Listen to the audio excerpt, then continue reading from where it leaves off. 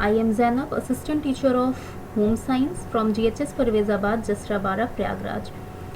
जैसा कि मैंने अपनी पहले वीडियो में क्लास 10th के गृह विज्ञान का पहला अध्याय शिक्षिका द्वारा प्रतिदर्श बजट प्रदर्शन पढ़ाया था, जिसका पहला टॉपिक शिक्षिका किसे कहते हैं, पारिवारिक बजट का अर्थ एवं परिभाषा, पारिवारिक बजट क्या है, बहुत सारे विशेषज्ञों ने अपने अपने शब्दों में कहा किसे कहते हैं, तथा पारिवारिक बजट के प्रकार पढ़ाया था, जिसमें 3 प्रकार थे, संतुलित बजट, घाटे का बजट और बचत का बजट।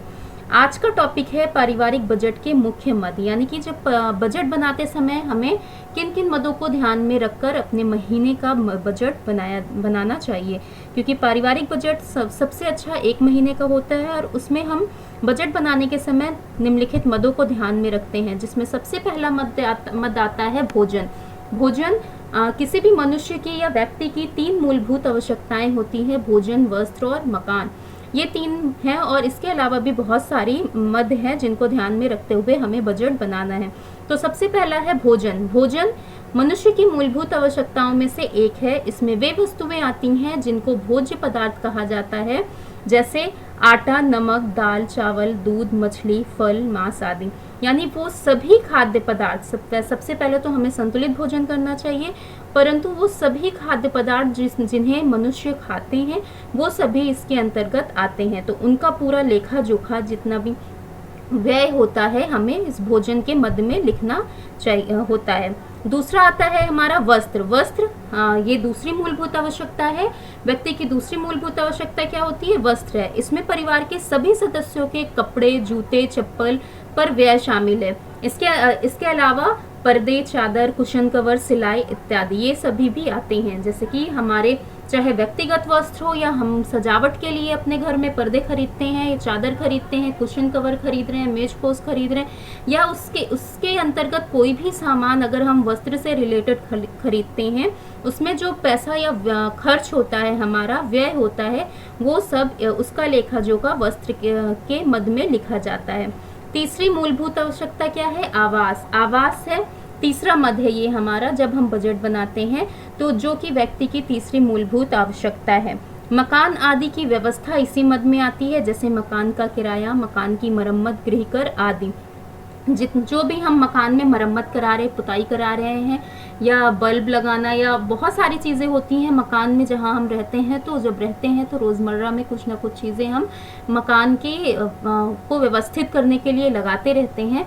तो उनकी मरम्मत, गृह कर यानी हाउस टैक्स, ये सारे, या हम जो वाटर टैक्स देते हैं, ये सारे जो अंतर्गत जो भी मकान में हम कुछ भी करेंगे वो सारा ये आवास के मद में लिखा जाता है, उसका जितना भी हमारा पैसा व्यय खर्च होता है। चौथा आता है हमारा शिक्षा में क्या आएगा? बच्चों की पुस्तकें, कॉपियाँ, विद्यालय का शुल्क आदि इसके अंतर्गत आते हैं।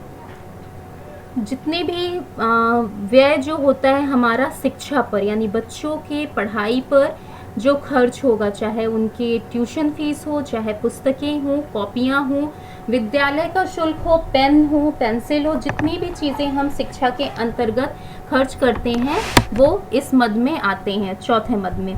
5वां मद है हमारा स्वास्थ्य संबंधी व्यय यानी परिवार में सदस्यों के बीमार होने पर उनकी चिकित्सा पर किया गया व्यय इसमें सम्मिलित किया जाता है।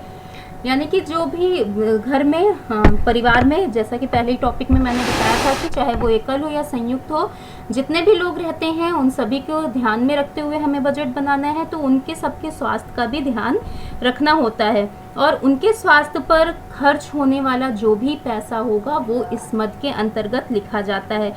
अगर कोई बीमार पड़ जाता है तो उसे सही करने के लिए, उसके स्वास्थ्य को सही करने के लिए डॉक्टर के पास ले जाते हैं। जितना भी उसमें हमारा पैसा खर्च होगा वो सारे इस मद के अंतर्गत लिखे जाएंगे।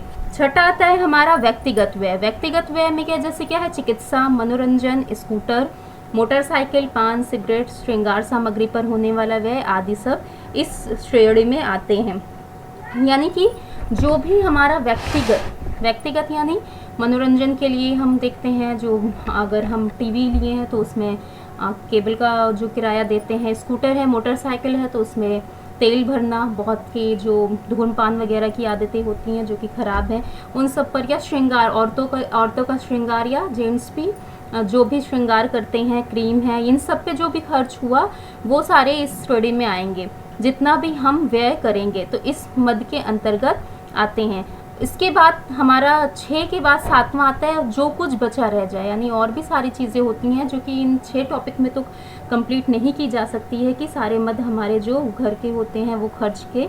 तो एक अन्य व्यय जिसमें कि विद्युत कर आदि शामिल है। इसके अतिरिक्त फर्नीचर, बिजली के यंत्र, फ्रिज, टेलीविज़न, पंखा, कूलर, शैम्पू आदि सभी अन्य व्यय भी इस श्रेणी में आते हैं। यानी जो 6 में से अगर कुछ बच जाता है कि आपका उसमें कोई मद नहीं है और फिर भी खर्च हो रहा है, तो वो आप अन्य मद में लिखकर उसे अपना बजट बना सकते हैं। तो इस तरीके से आप अपने महीने का बजट बनाते हैं। जैसा कि यहाँ पर दिखाया गया है, आपको एक फिगर के द्वारा समझाया जा रहा है कि मद है, वस्तु है, मात्रा है, दर, व्यय, कुल व्यय और विशेष विवरण। आप इतना ना बनाएं तो भले ही मद आपको लिखना होगा। जैसा कि बताया गया था, भोजन है, वस्त्र है, आवास, शिक्षा, व्यक्तिगत व्यय, और यहाँ पे स्वास्थ्य संबंधी व्यय ना होकर अन्य व्यय है वो आप उसमें एडजस्ट कर सकते हैं। तो जो भी भोजन पे खर्च हो रहा है, क्या क्या है, कितना खर्च हो रहा है, वो सारा उसका लेखा जोखा इस तरीके से बजट बनाकर, इस तरीके से पूरे मद लिखकर बनाया जाता है। तो इस तरीके से हम अपने मंथली बजट, महीने का बजट बनाते हैं। एक परिवार के महीने का बजट इस तरीके से बनाया जाता है जी, सभी मदों को ध्यान में रखते हुए। आज का टॉपिक यहीं पे कंप्लीट होता है। अब इसी फर्स्ट चैप्टर का और आगे का टॉपिक मैं अपने नेक्स्ट वीडियो में कंटिन्यू करूँगी। Thank you.